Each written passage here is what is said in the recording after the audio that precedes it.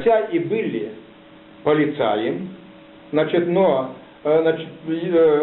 никогда не было не предан ни один ребенок. Хотя я тебе скажу, еврейский ребенок. Хотя хочу сказать, что полицаи такие были. Если по-разному сейчас говорят про полицаев, то там большинство таких были полицаи, которые силой забирали полицейский отряд. Там таких подростков, которые уже подходили... Немцы набирали силой. Да, набирали силы. Что в армию уже нужно было идти.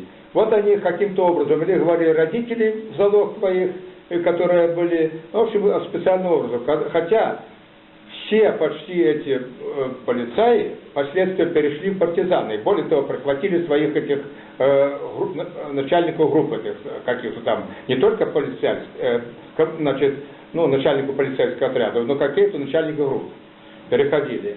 Это много было таких историй. Я одну такую историю написал, в своей рассказе «Две судьбы одного человека». Такая была рассказ такой. Но продолжая работать над своими произведениями, а тут мне вышло произведение такое как «Венок спиральных романков», и вышла вторая коповская новелла.